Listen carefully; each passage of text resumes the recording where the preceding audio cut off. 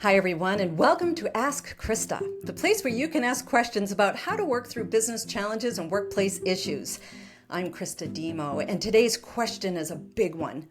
How can I handle necessary changes at work better?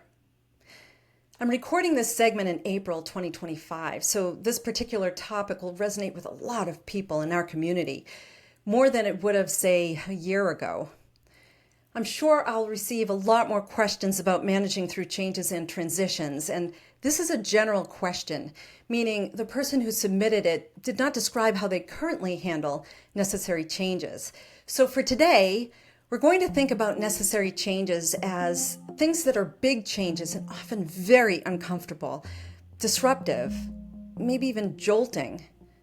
We'll normalize the feelings of anxiety and discomfort and despair, but we'll also talk about how necessary changes could mean bigger things are coming, better things are coming, and that could create feelings of anxiety and discomfort too.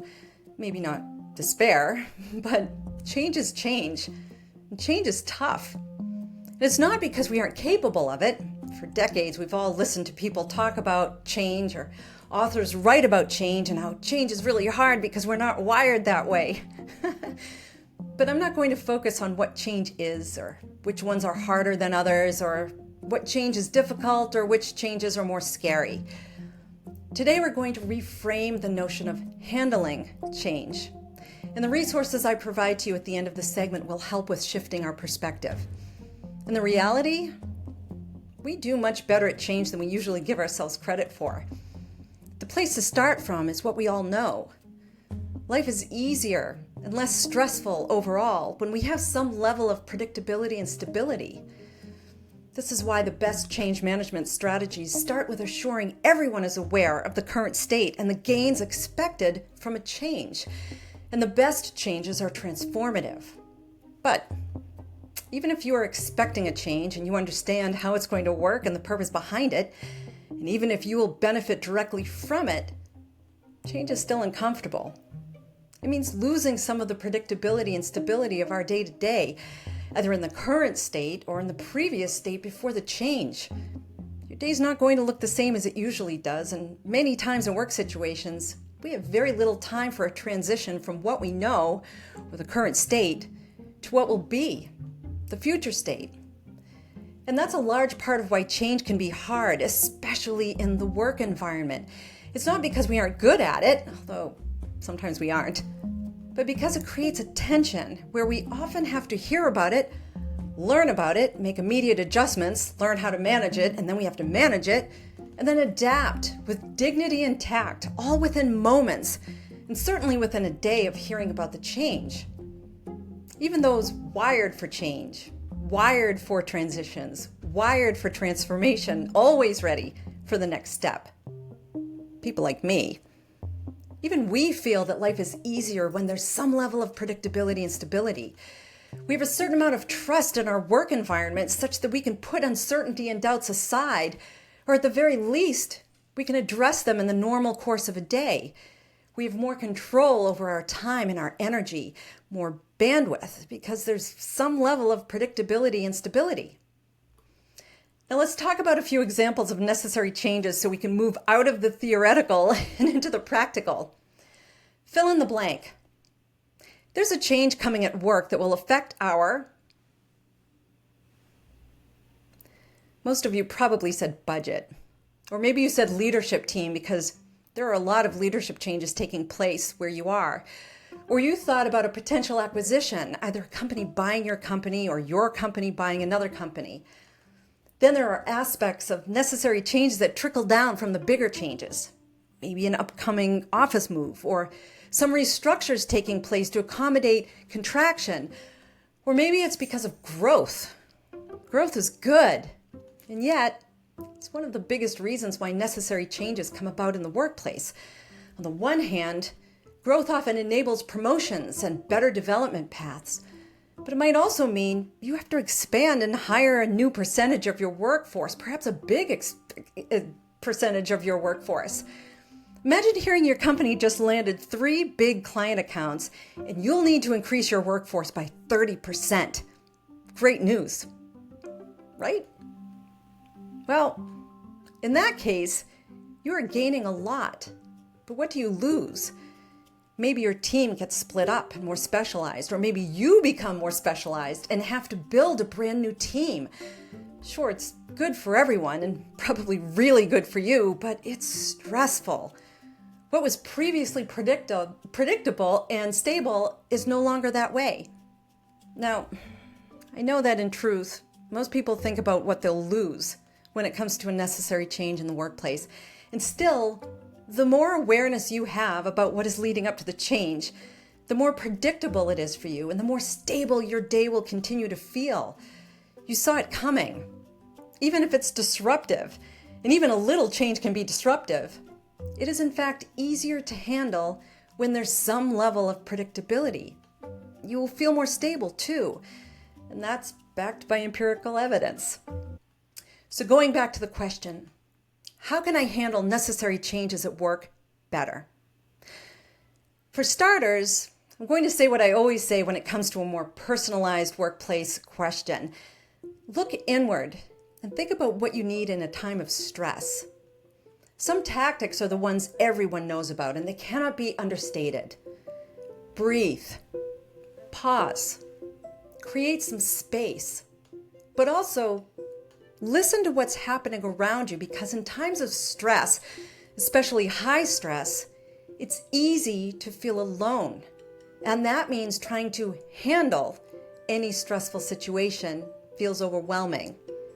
So as you breathe and pause and make some space, remember this also. You are never as alone as you feel. You are never as alone as you feel.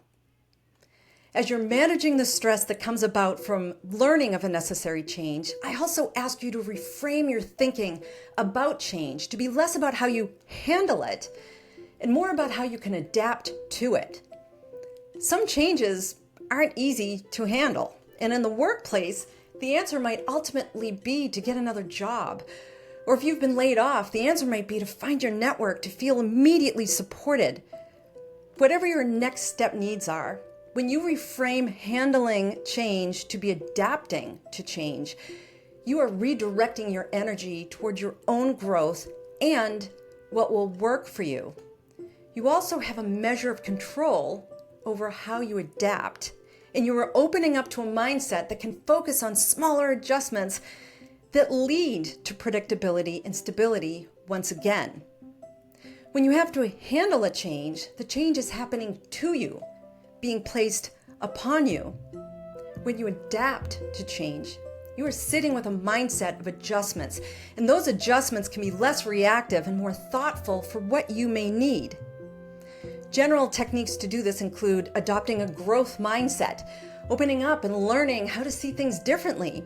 Where's the opportunity for you in the change? How could you add flexibility to your outlook to see where the change can work for you and be better for you? And if you see opportunities and positives for what you are and how you are with the change, yet you are still resisting the change because it's, change, then learning about quick growth mindset techniques will probably alleviate some of that stress you're feeling, or at least serve as a positive distraction while learning what will work best for you in the face of change. Other techniques include a more philosophical approach to learn how to take things in stride, such as the ancient Stoic philosophy, where you let things go if you cannot influence or change the outcome. And a quick aside about Stoics. Stoicism isn't about being without emotion or being cold and unemotional. It's about your ability to endure suffering and discomfort without complaint because you realize there's nothing you can do about it. You instead take the situation in stride and live the best way possible in spite of the situation, or in this case, in spite of the necessary change. I'll include some quick reads about growth mindsets and Stoicism in the show notes in case they're helpful. So manage the immediate stress as a starting point, then focus less on having to handle the change and more on what you will do to adapt to the change so it's easier for you. And if you can grow and learn from it, you get even more out of it. The second piece is about perspective. Keep your bigger picture life goals in mind and in perspective. Life is bigger than we think, and you are not your job.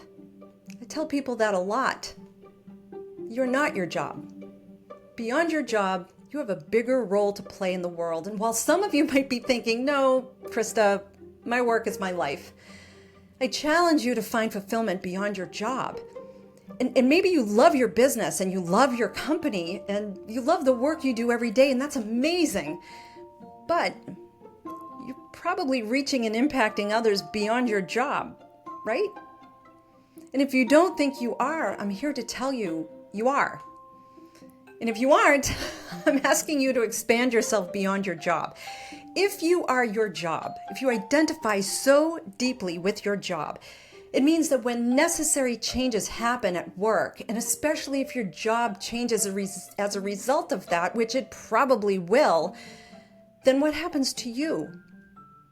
How well can you adapt to the necessary change if you identify as a person so entrenched in that very job that was just impacted by a change, and that was a change you had no control over? So try these 2 tips: shifting toward thinking about adapting to change instead of handling change, and keeping your bigger life goals in perspective. For this segment's resources, there are a few of them, but they're short and they should be very informative and supportive for you. I've selected a couple of change and adapting to change resources at first. So there's ProSci's ADKAR change model. That's ProSci, Professional Sciences, PROSCI. And the ADKAR model is ADKAR. Again, I have that in the show notes. So that change model is based on research done in the early 2000s. In fact, I was lucky enough to participate in that survey as they built the model back when I led a lot of transformation efforts. It's still something I do a lot of work in, and ProSci has so much to offer by way of change management, so definitely check them out. I'm also adding a page from the William Bridges Associates website. Now, William Bridges was, and in many ways still is, the authority on transitions. His work highlighted how change is about transition and how we should be talking about it that way too. He demonstrated and developed with his research 3 general phases of transition. And that's first, our current state has to come to an end. Even if it's a small change, any change means our current state won't be or won't feel the same after a change. Second phase is this neutral zone, which is that in between of what's coming to an end and what's starting up. This is actually where the most anxiety is stirred up, when the most concern and fear about what's coming resides. And the idea is to neutralize it with information and effort and support so that people can see what the new, predictable, stable day will look like. The third phase is, you guessed it, starting what's new. And if you created an effective neutral zone, this part should be much easier for your workforce.